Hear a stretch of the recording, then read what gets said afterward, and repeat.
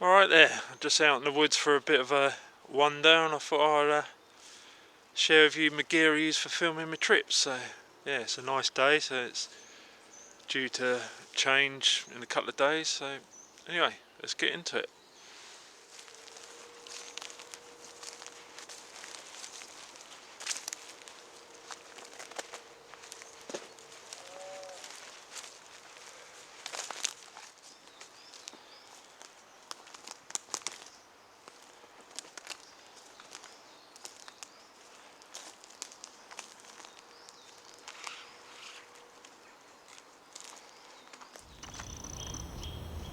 Okay, so I'm recording this on an old camera, so the quality is not as good, but there you go.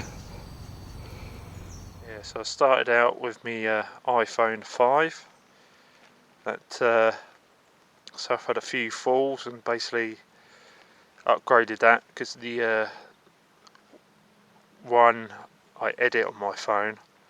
So this, I think you could only do up to 720p on the phone, on that phone, and two, the battery life just became shocking and wouldn't last sort of a day, so it was just unreliable. So I wanted something halfway decent. So next up, got me iPhone 7. It's upgraded from the 5 because that was dying, and yeah, it's a bit better camera. It can I can edit the footage from the DSLR on it, and I've used it a few times on like a South Downs Way trip, so it's lightweight, but I prefer a proper camera really. But obviously the best camera is the one you got with you, so there's that to it.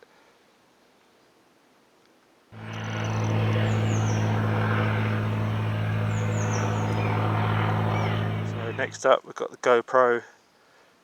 I think it's a Hero 7 White, and basically it didn't get that very good reviews on sort of YouTube channels and that, but it was half the price of the black one. And once you've upgraded the firmware from what's it, 1440 kind of format, it's actually not too bad. I do have a problem with the old touchscreen keep going into time lapse without me realising, so I miss a load of footage and it's all in time lapse, but other than that it's not too bad. I don't really like the look of GoPro footage in general for my trips, but from the bike and stuff like that, it does a job. And as I said, I didn't want to spend a load of money because I didn't know how much I was going to use it. Okay, so this is a Nikon D 3500. This is my main camera, and yeah, it's been a good camera. I basically wanted something halfway decent. It didn't cost a ton of money, and something I wouldn't cry if I dropped it or it got soaked or got stolen. Yeah, way better footage than the phone, I would have said, and my old camera. It's not too heavy for a DSLR, but yeah, good. Yeah, the only downside to it, the autofocus isn't great. Other than that, I've been pretty pleased with it. I've stuck this furry bit from an old rug we had knocking around and it really, I mean, it can be sort of 20 plus miles an hour wind, and it really does quieten it down. I'd say the sound is pretty good on this camera, but I'm not too fussy about that sort of thing. Doesn't have an external jack for a mic though, so there's that, but I don't really want to mess about too much with all the doodads.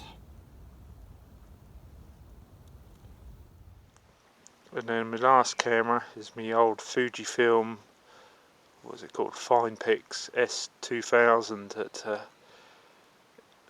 I didn't really do any video. I didn't do any videos of this. It's mainly stills. So if you see in my retrospective video, most of the photos are from this.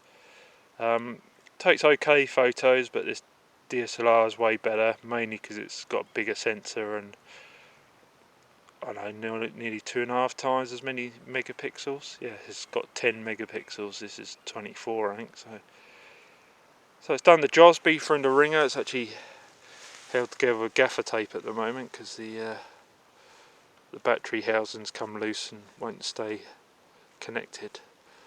So bit of a backup camera, but yeah, the footage is nowhere near as nice.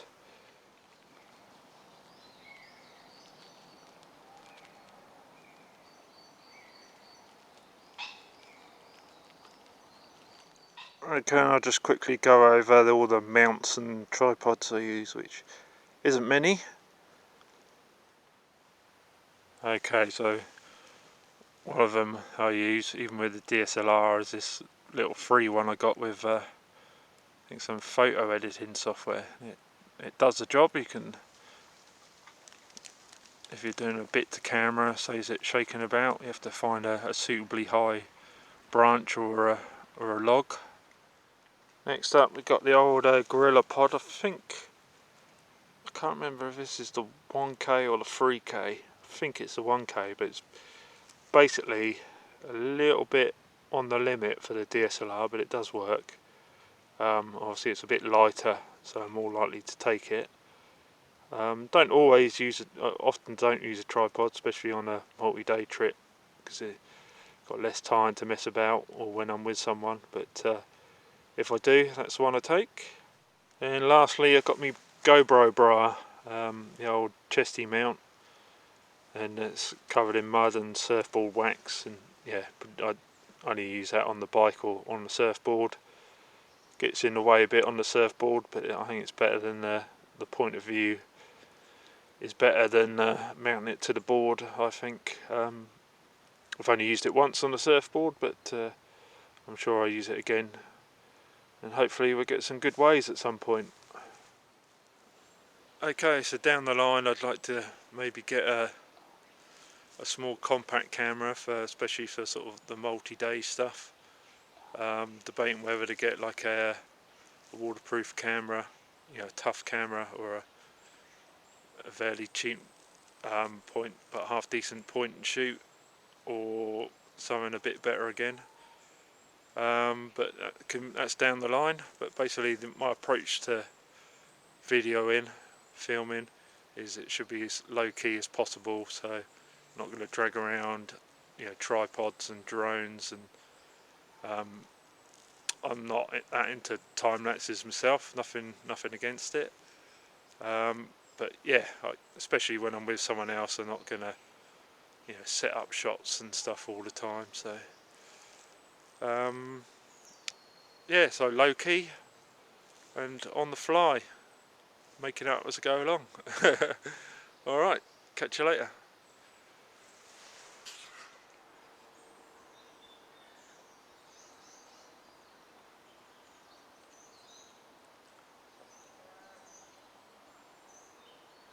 Alright, just going to go for a bit of a wander, seeing as I don't visit this woods all that often. So might not come back to you, depends if I see anything particularly amazing.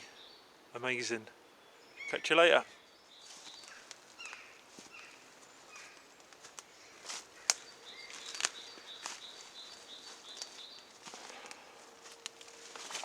It's an interesting side note, these ash trees obviously fallen over a while back but stayed alive, and now the branches are growing up as a tree would, so it's pretty interesting, I think.